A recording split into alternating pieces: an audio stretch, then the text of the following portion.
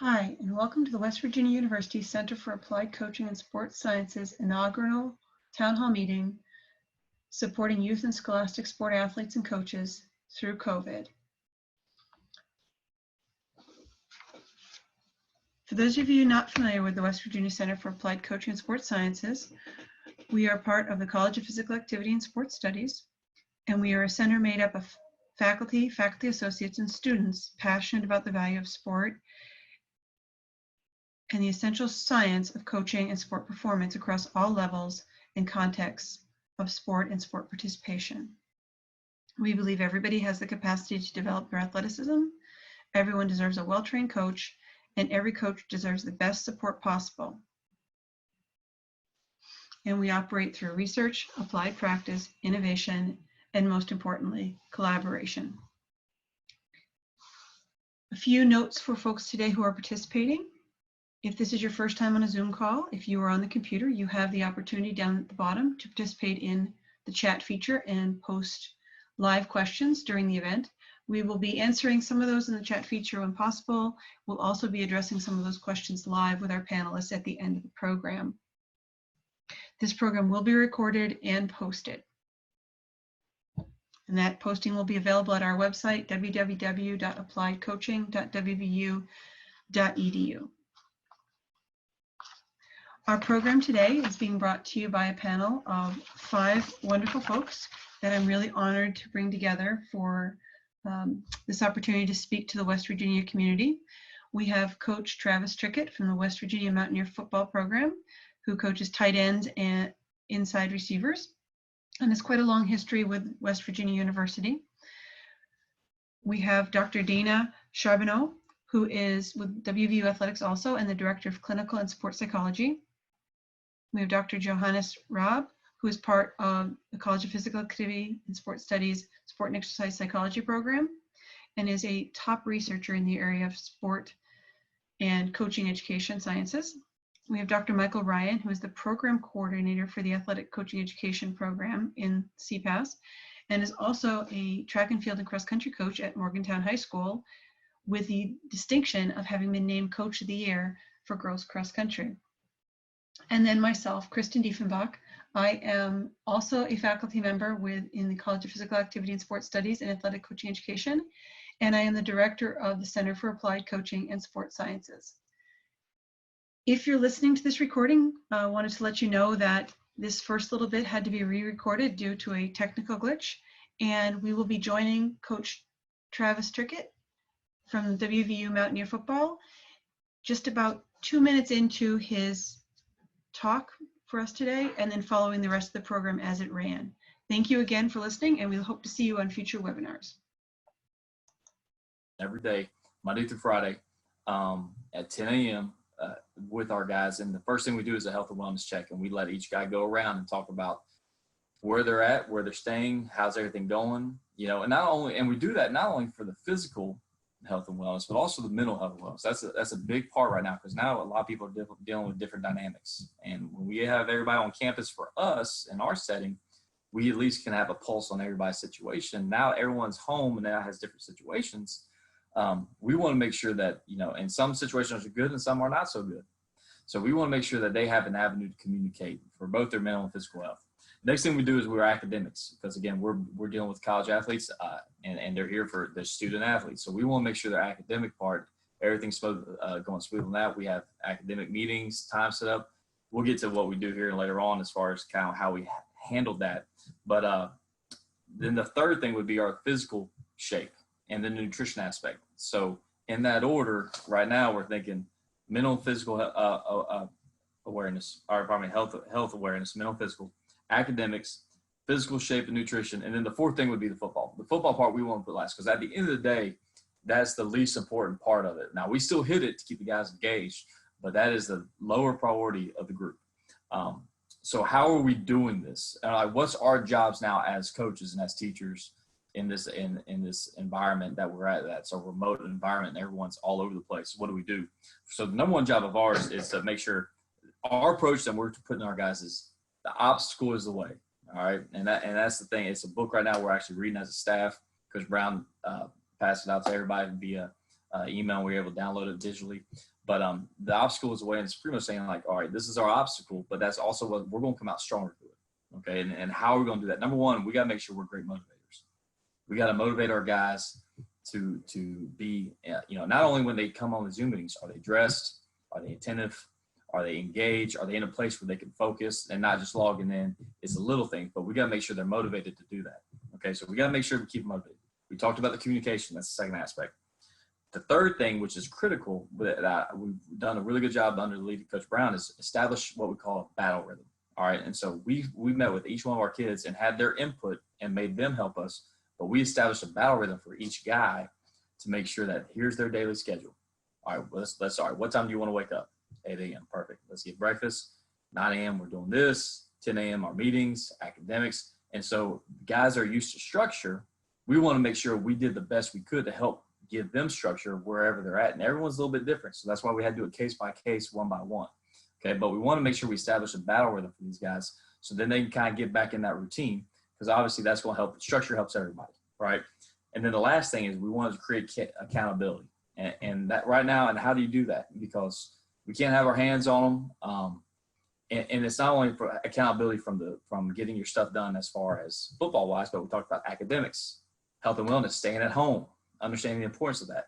And so we have accountability groups. We're doing creative ways to make sure, again, that those guys are connected, to make sure they understand like your actions are extremely important, not only to you, your family, but also this team, this university, all that. So you'll see us on social media doing a lot of different things, having accountability teams, we got Instagram pages, doing all those things. So my advice for you is maybe just kind of, here's what we're doing. Maybe you could take a piece of that or a piece of that here and apply it to your daily life.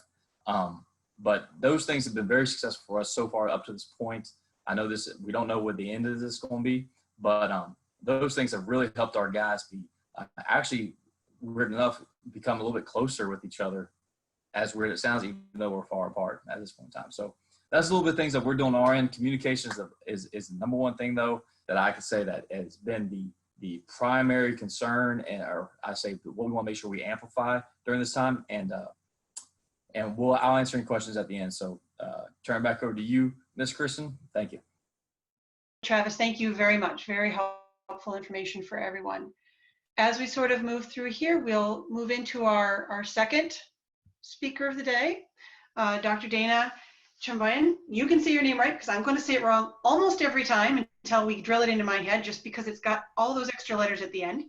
But with WVU Athletics and the Director of Clinical and Sports Psychology, and certainly somebody who has her hands extra full right now, as she not only is helping support all the athletes, but supporting all the athletes at a distance, which makes it even more challenging. So go ahead and take it away. Thanks, Dr. D.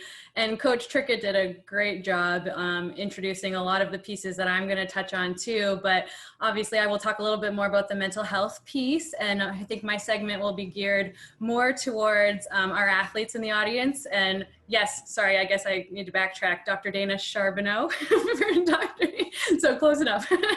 But yeah, this is for the athletes and also for any of you parents, coaches that are supporting our athletes right now. Obviously, a lot has changed. And so a big piece that I want to start with, especially for our athletes, is I'm sure sport has held a special place in your heart, and thinking about the importance that it holds for you whenever something like the coronavirus comes along and hijacks our typical day and what we're expecting, has taken away a lot of your seasons, right?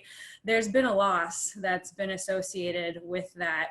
And when we think about loss, I think it's really helpful for us to remember that there's a natural grieving process that comes with that.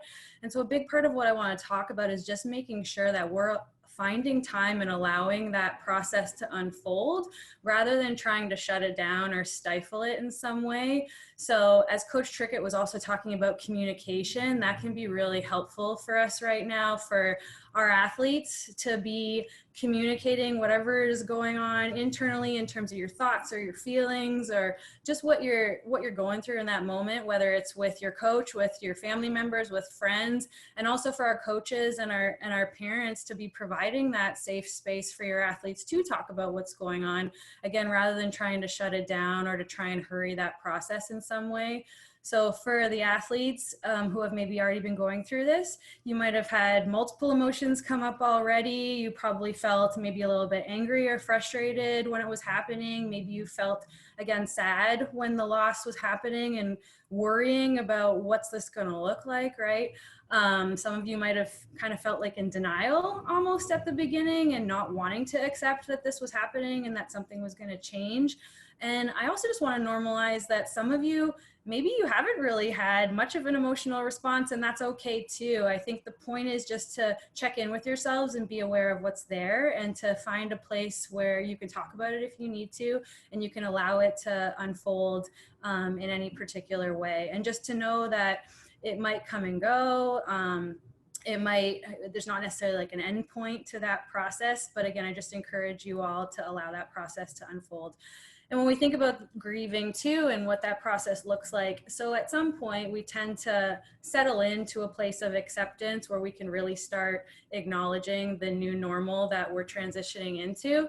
And I also want to remind everyone that acceptance doesn't mean that we have to like this. It's more just that I can acknowledge that this is where we're at right now. And when we acknowledge that, it can kind of open up a door for us to move through it and to kind of work with what we have. So I'd just like to remind everyone that this isn't going to be an ideal time. So trying to make it ideal probably isn't going to work out too well, right?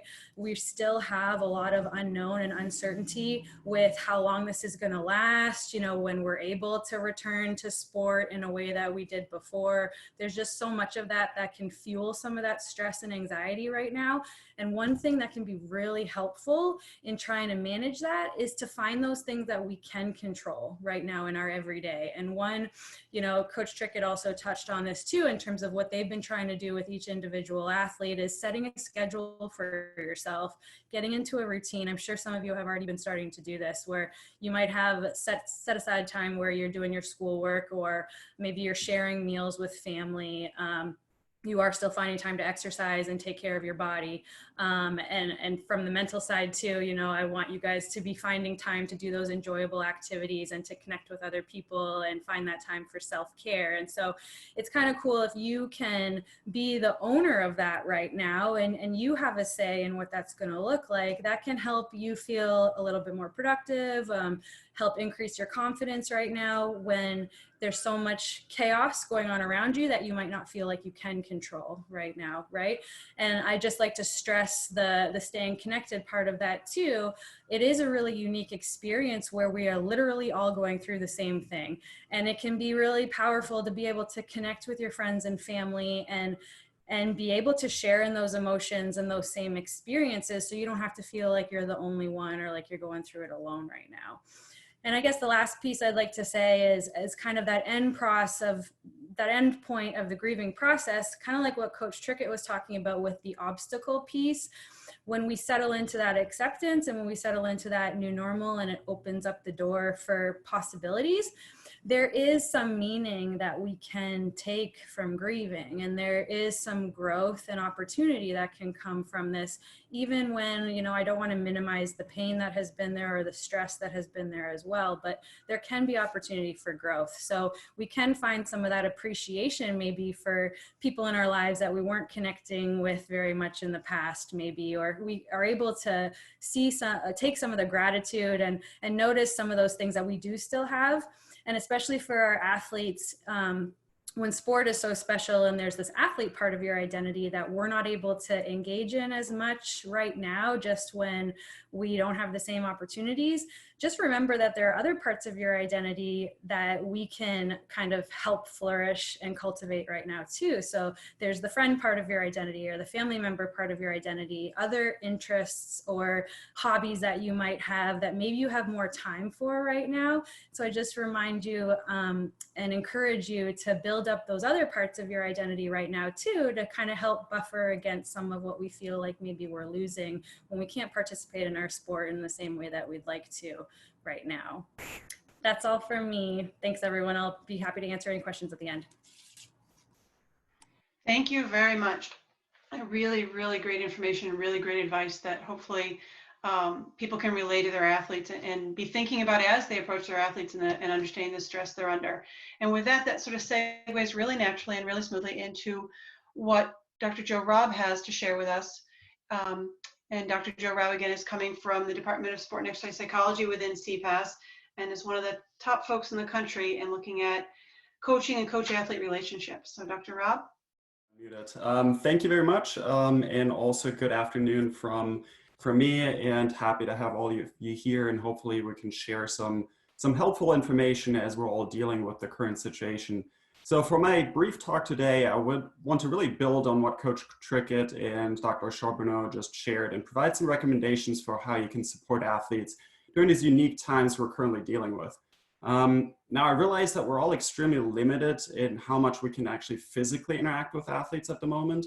However, while this means that there's obviously a long list of things that we cannot do to support them, I really want to discuss some things that you can do or can actually still do to help athletes with the challenges they're facing. So what is it that we can actually do? Given the fact that I only have about 5 to 6 minutes with you, and obviously want to make sure that everybody gets that time and we have time for questions at the end, what I want to do is just highlight a few key considerations to foster athletes' psychological functioning. So with that in mind, what we initially need to know is that just like we all have physical or psychological or physiological needs, we need to eat, sleep, breathe, and so forth. We also have 3 inherent psychological needs. First is the need for competence, which is probably the most intuitive one.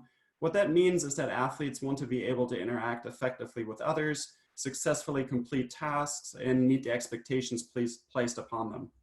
Second is the need for autonomy, which stems from people's desire to experience a sense of ownership of their actions. In other words, what that means is, do I have a choice in my participation, and do I get some input in decisions? In addition, it's important for athletes to recognize the value of their behavior and what they're actually participating in. Lastly, people also have a need for relatedness, as they desire close interpersonal connections and a sense of belonging. Relatedness is really satisfied when athletes feel accepted, valued as a member of their team or the group they interact in, are close to other individuals they interact with, and experience comfort in their role as well. So really, in short, we want to make sure that these athletes feel confident in what they do, think that they have a choice, see the value in their behavior, and feel connected to others. So why is it important to satisfy those 3 needs? You can essentially think of them as nutrients for individual psychological functioning. Under normal circumstances, we care about the development of those nutrients because they help us foster optimal motivation among athletes, which in turn allows them to engage in sport with a high level of effort, learn more efficiently, and also enjoy their participation more. So this is definitely something that we always want to focus on, but why this is important right now, and why we want to place a focus on the satisfaction of these 3 needs of competence, autonomy, and relatedness, is that the more competent, autonomous, and related these athletes feel, the more they're able to persist effectively through adversity. So in a stressful situation, which is certainly what we're currently dealing with, they're more likely to evaluate any demands they experience or restrictions on the goals they set for themselves, especially if their season was cut short, they weren't able to really meet some of those expectations or objectives they had developed for themselves, as challenges that have to be overcome as opposed to actual threats or losses, which is what Dr. Charbonneau was talking about before. More specifically, the feelings of competence, autonomy, and relatedness really help athletes better take ownership of their situation and facilitates their ability to cope with the challenging circumstances we're all currently facing with a more problem-focused perspective, and likely experience higher levels of well-being in the process. So the challenge I would like to pose to all of you is to consider what you can still do to nurture the feelings of competence, autonomy, and relatedness among athletes, even right now. For example, how can you make them feel connected when they're not able to physically be together? Are there ways in which you can still make them feel like they're part of the team and foster regular interactions? So definitely a place to consider some of the communication practices Coach Trickett was discussing, and where he mentioned that he feels like the team almost is closer right now, which seems counterintuitive. Is this actually a time that you can use to focus on the development of the relationship you have with the athletes? And if so, how would you go about doing that? And then also think about how you can maintain their competence at a time when they cannot actually participate in their sport, and give them a sense of value in what they're doing at the moment, which I know is some of Dr. Ryan's recommendations and some of the things that he's going to discuss next will probably help with that as well. Now, I realize that this is a really quick introduction into a complex topic. So if you want more specific recommendations, please feel free to reach out, and I'm sure Dr. Diefenbach will share all of our contact information as well. And we obviously have time for questions at the end also.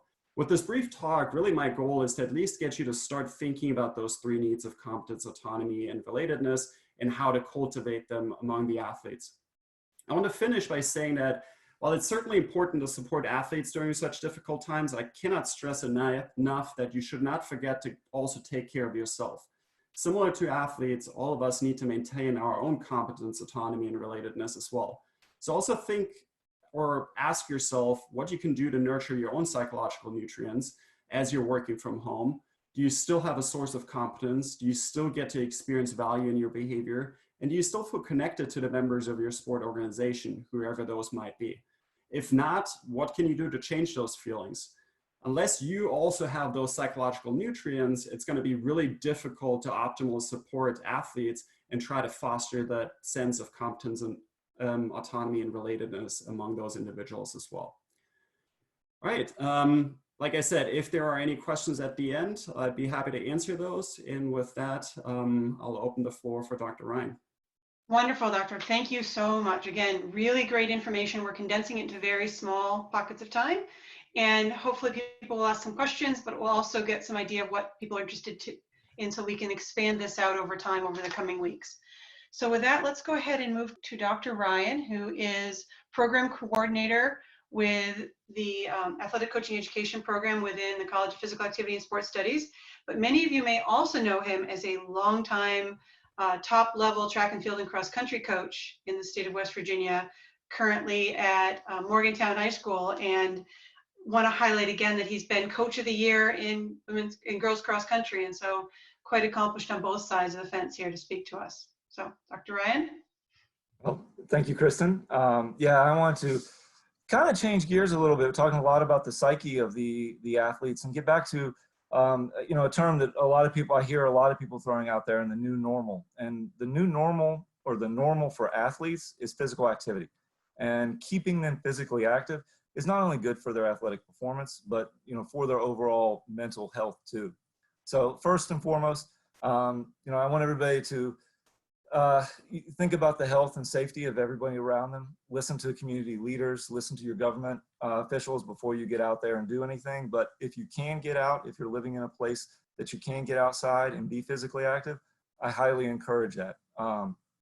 Think about sports and athletes are oftentimes leaders in their community or leaders within their team. And then today, now in this situation, we need to be leaders within our community too. So if you're getting out and you can do stuff, or even if you're stuck in your basement or in your living room doing stuff, my advice on physical activity is really just keeping it to general conditioning. This is not a time you need to get caught up with a lot of specifics. Keep yourself fit.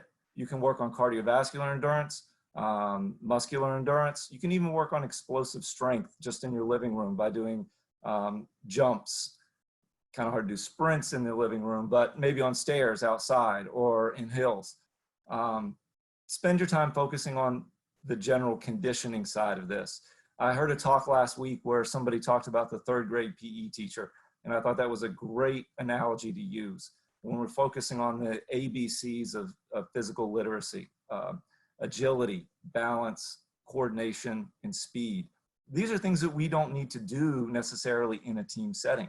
We don't need to have fancy equipment or fancy facilities to do this in. We can go out and do this in our driveway, like I said, in our basement, up and down the street, if that's possible.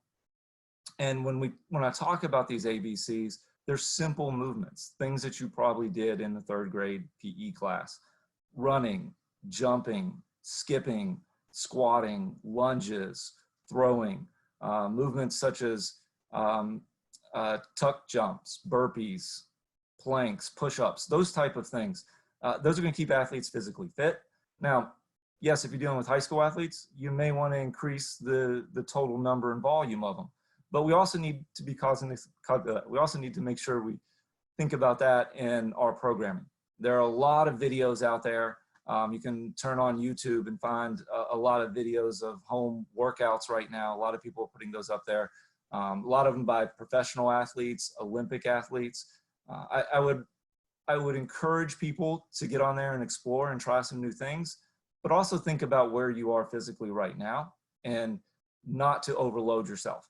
Just because you can't get out and play your sport doesn't mean you can go and work out in your living room 2 hours a day. If you're conditioned that well and you can, by all means, try for it, go for it. As what some of the other speakers have talked about, the importance of staying in touch with your teammates, staying in touch with your athletes, and finding ways to challenge your athletes even when they can't be next to each other. Athletes are used to challenges. We like competition. We want to get out there. The athletes want to compete, and you may have to change that. It may not be a head-to-head competition.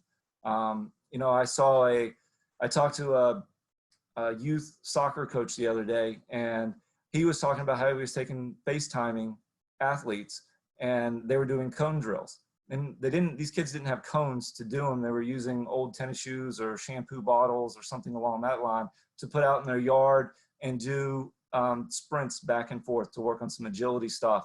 And he would see how many they could do within a certain time frame. So the athletes were competing against each other. These were young kids, 10, 11-year-olds, and they were enjoying it and having a lot of fun. And it was a great break from the being in their house on their room or playing video games or something along those lines. Now, I'm not saying that even though there should be an emphasis on conditioning, that you shouldn't move completely away from sport-specific skills. If you play a ball sport or soccer, basketball, you want to get your hands onto a ball, or soccer, get your feet onto a ball, work on touches. There's a lot of drills that you can do even at home or in your backyard where you can still get some of those. Lacrosse players getting their hands on a lacrosse stick.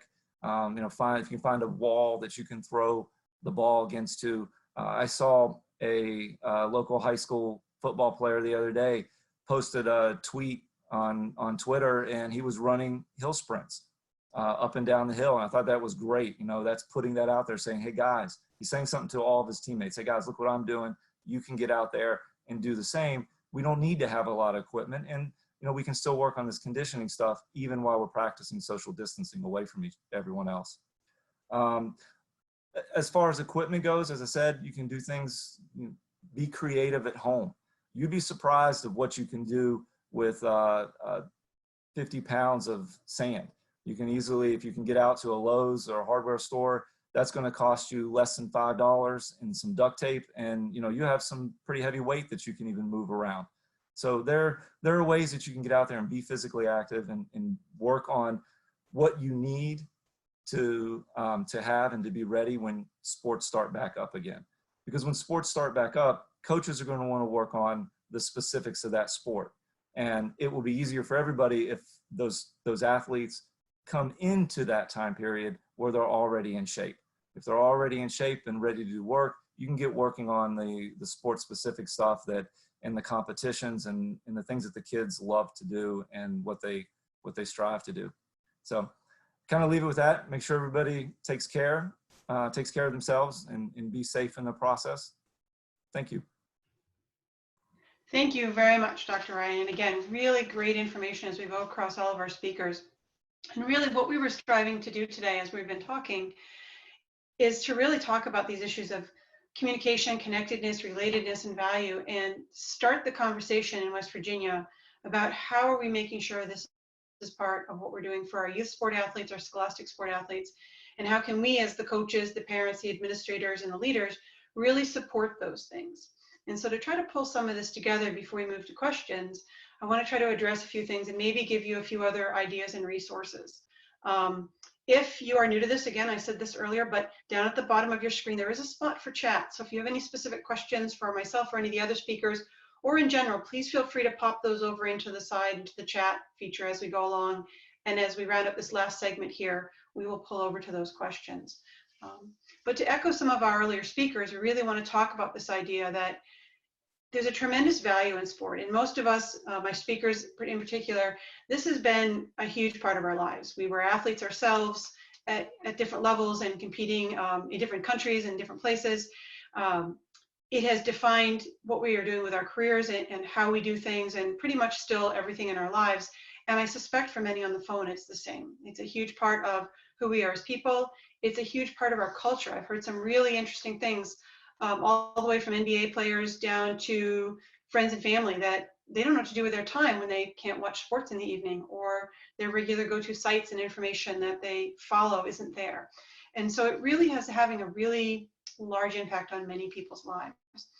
And it provides us a really great opportunity to sit back and think about that value and that importance that sport plays in our lives, and how do we ensure that that value is something that we can continue to find and continue to build as we use it to get through this challenging time period, but also as we reemerge on the other side.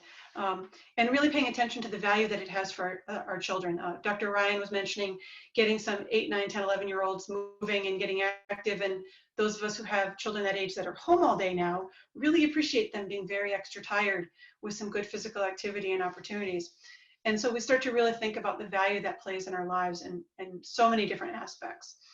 We also start to really think about the value and the importance of our coaches and teachers, and our coaches are teachers, regardless of the level and the context, and how do we make sure that we are supporting them and supporting the work that they're doing with our athletes is a critical importance.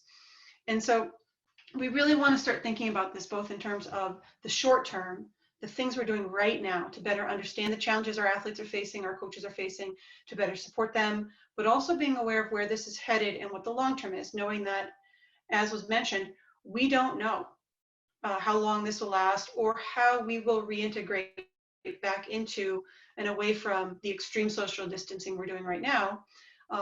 And some of the things that I've been listening to and some of the task forces and meetings that I've been taking part in are covering everything from the fact that there may be issues around things like pools, and can we open them again, and can we have large groups of people coming to arenas to support performance and participation. And so we have a lot that's unknown. So let's really focus on right now, as was mentioned by some of the speakers, the things we can do, things that are within our control, and the places where perhaps we do have some unforeseen opportunities that we wouldn't normally have, which is just another way to sort of flip it and to really connect with the moment, right? And just stay in the moment and be mindful of where we are. So typically we're often very busy doing. We are so busy at practice, we're so busy in our daily lives.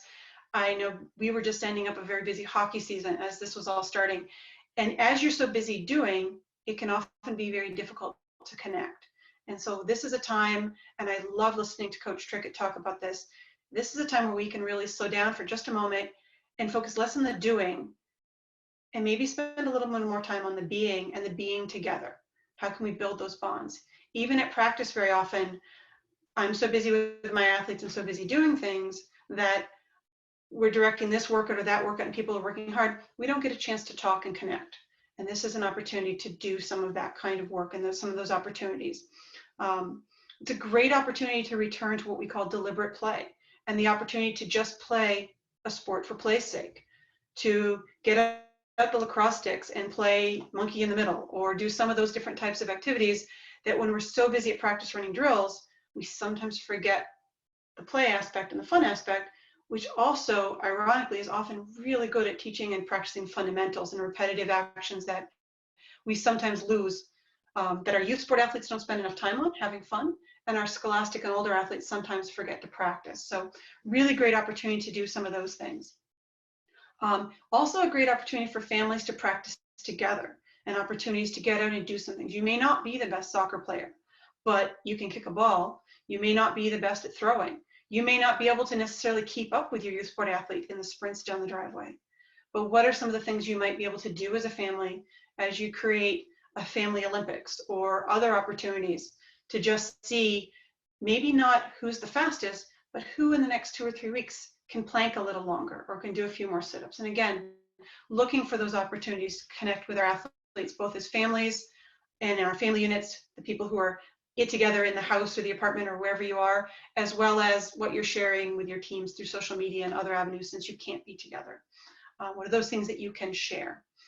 It's also a really great opportunity for coaches to take a moment and reconnect and reflect and renew. And some of the coaches that we've been working with are spending some time backing up and thinking about the skills that, or reviewing lesson plans or reviewing films, and taking a moment to do some of those things that normally they're just so busy they can't do, as well as spending some time with their families. Some of the things I'd like to share with you as well.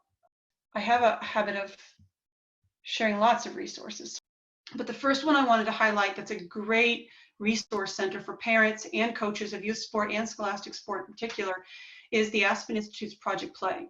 The Aspen Institute is a nationwide think tank that's going on about 10 years now, that has over time been putting together some fantastic resources and talking about how do we bring more sport and strengthen sport for all kids, all abilities, all levels. And as we have hit into this crisis period and are working through it, they've done a very nice job developing a series of webinars as well as articles about what this means for youth sport and how we might work through this together as a nation of people who are really passionate about quality sport experience for athletes. And their primary audience is the parents, the coaches, and the administrators of these youth sport and scholastic sport experiences. So if you haven't been on their website, I strongly recommend it. Another really great resource that I just hit on last week, which was sort of a surprise to me, was Laureus Sports. They are an international group that does a lot of sport for good and sport for social change, and they do some amazing things as well. And they've started a really interesting virtual training camp to connect youth sport coaches and leaders during COVID. And I participated in one last week with 350 people around the country, where they threw out questions, broke us into very small groups of 3 and 4 people through Zoom. So you had a small chance to be really connected and have a meaningful conversation, how people were tackling different challenges. And they're going to be offering a continuing series of those over the next few weeks and possibly months as we move forward. If you're not familiar with the Positive Coaching Alliance, another great national resource, a national nonprofit group that really focuses on supporting parents and coaches and administrators of programs. In particular, their blog post right now has some very nice resources for parents, coaches, and administrators talking about how best to work with kids during this time, both in some places where practices are still happening around the country or were up until just recently, but also keeping connected with athletes from a distance, and how to do so depending on the age and the stage of the athlete in their development. And another nice resource that's out there, if you're not familiar with the Association for Applied Sports Psychology, they have some really nice resources, including a tip article that was written specifically with athletes, coaches, and parents in mind. That would be useful for many that are looking to find ways to better connect and to better work with their athletes through time, as well as a whole host of resources on how to build connection with their athletes, work on teamwork and those types of things that really fall under that umbrella of applied sports psychology and work with athletes.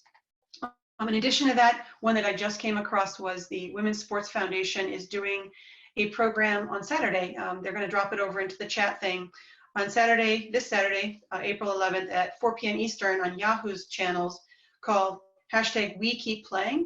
That is for young female athletes, and it's going to have all kinds of professional and Olympic female sport athletes talking and conversing about how they've been handling it personally as athletes through this time.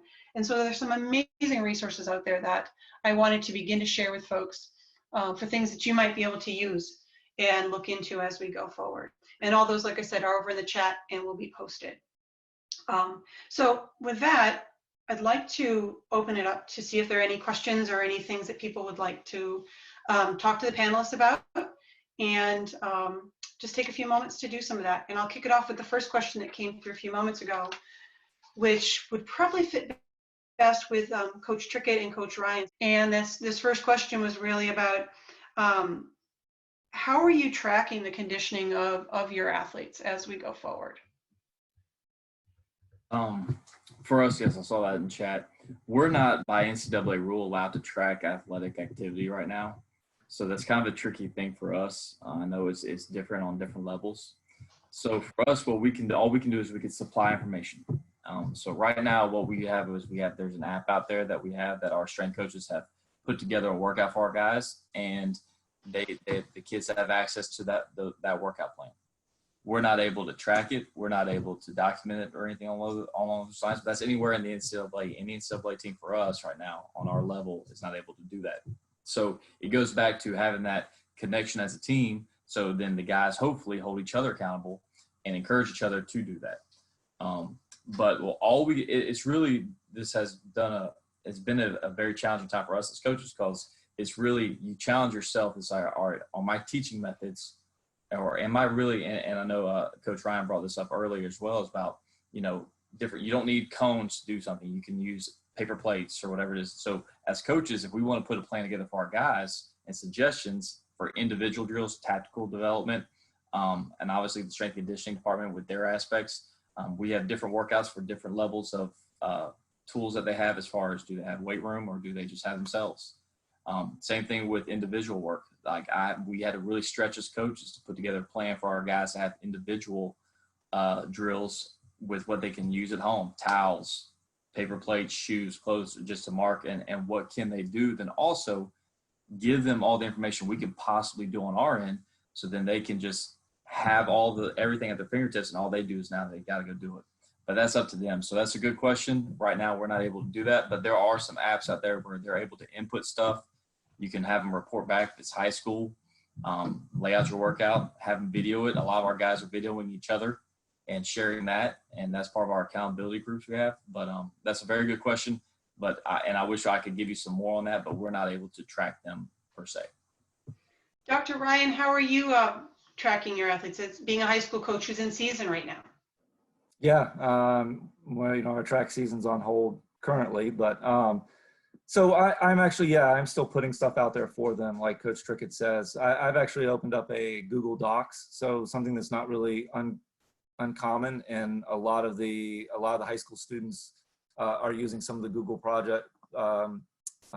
Google software when they're dealing with their homework and stuff at school. So a lot of them were very comfortable with that, and I've posted workouts for every day, and I have some strength conditioning stuff up there with little links to videos. So if the kids they don't know exactly what I'm talking about by name, they can click that link and they can get a good idea, a good demonstration of the movement.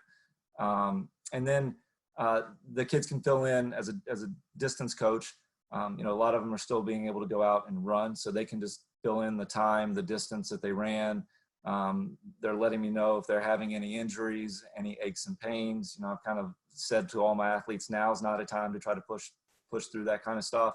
If you're having aches and pains, little injuries along the way, it's time to take a step back, ice, let it heal, do what you can before you start back up. But yeah, using something as simple as a Google, not Docs, I guess it's a Google Sheets.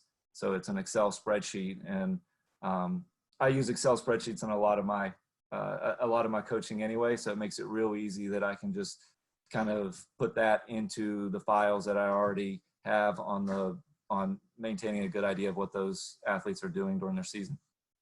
Great, thank you. I have a really good question here for perhaps for Dr. Charbonneau and Dr. Rob. How do I bring my team together if my season hasn't started or never started yet, didn't get a chance?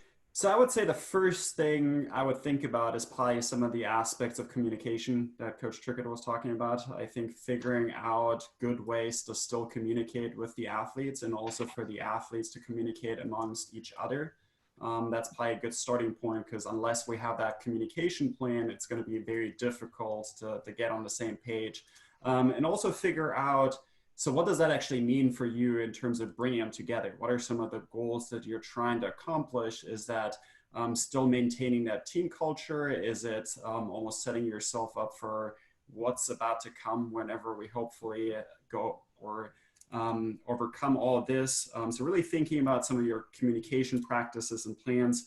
And then once you have that purpose figured out, the why, so to speak, of why you want to bring the team together, really making sure that you communicate that rationale with the athletes as well. Why is it important that we're still coming together? Why is it important that we're communicating, that we're growing as a team? Almost trying to stress the idea that there's a lot of things we can't do right now in terms of physically playing together, maybe physically getting better. But there are actually some things that right now we can still get better at, and maybe we have that additional time to actually focus on growing as a team, getting to know each other better, learning something about my teammates. But a lot of times we fail to actually communicate that sufficiently with our athletes. So I would really stress to communicate that rationale, making it clear why there's value in still coming together as a team and communicating with the other athletes and the coaching staff and so forth. I have a couple other thoughts, but I'll let Dr. Charbonneau share some of her thoughts as well. Yeah, I loved what you said about the purpose part too, and the team cohesion, communication part. And part of that communication I think is also great too, is the collaboration and letting your athletes, especially maybe team leaders, if you have identified any of them yet, to also be able to like have a say in how they think that could look in a way that they'd be really engaged, right? It's cool that I have heard some examples of what some other athletes on teams have been doing.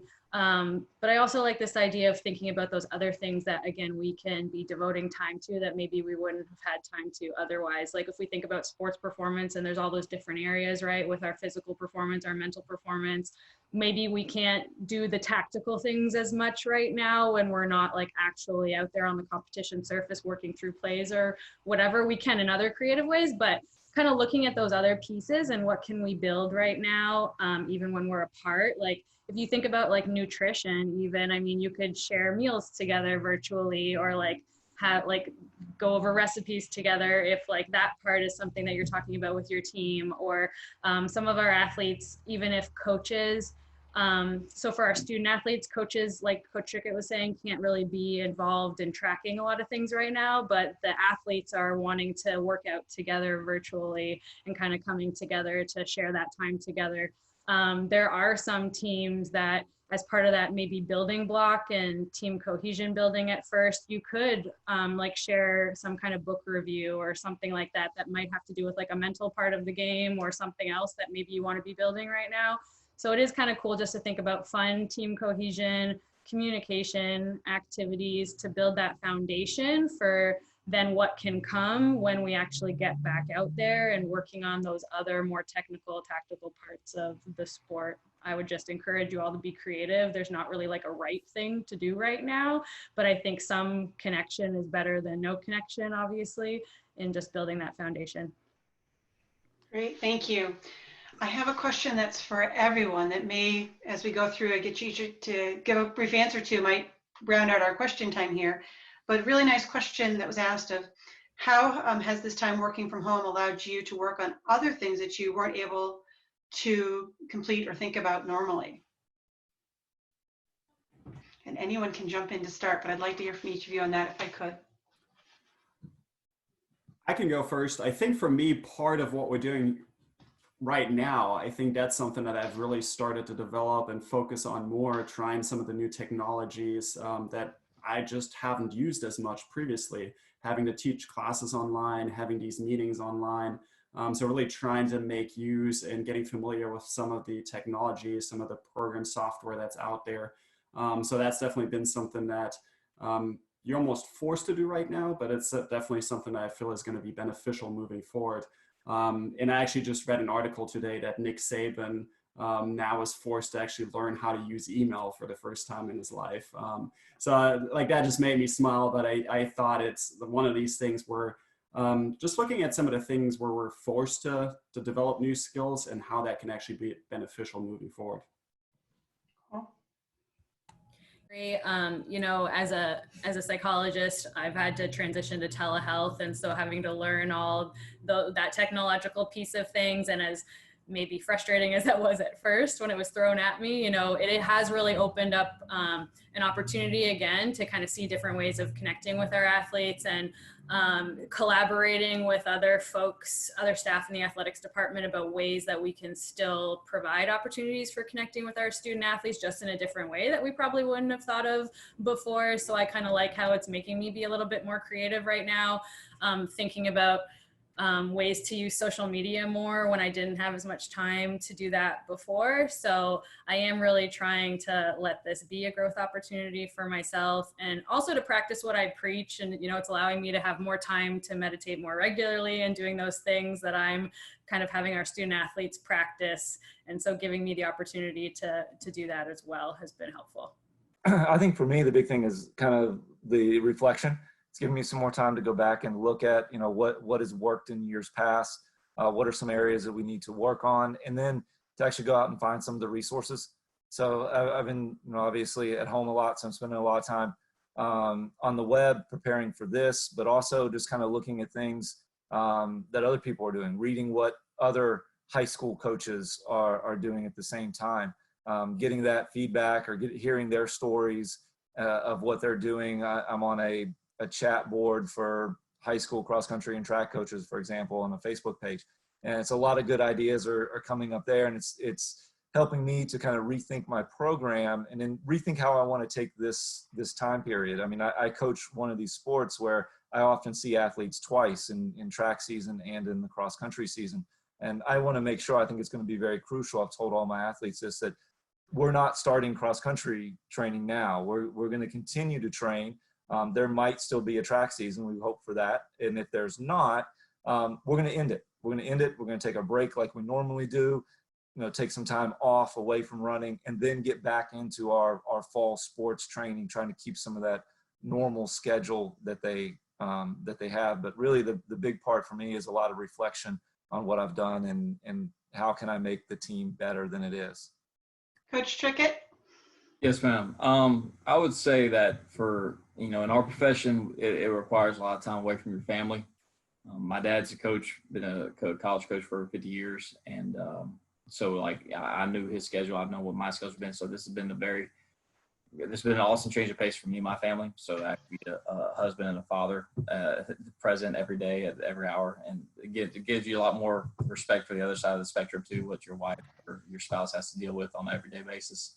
But I would say that aspect, but a couple other things. One is makes you kind of inspect your teaching methods, and you have to get creative because it's not the regular classroom setting. So when you meet with your guys, keeping them involved, and then also at the end of the day, reviewing what you did and being creative with that to keep them engaged. Make sure that it's a 50-50 relationship, like they're giving as much as you're inputting in to keep them, you know, have some ownership in it.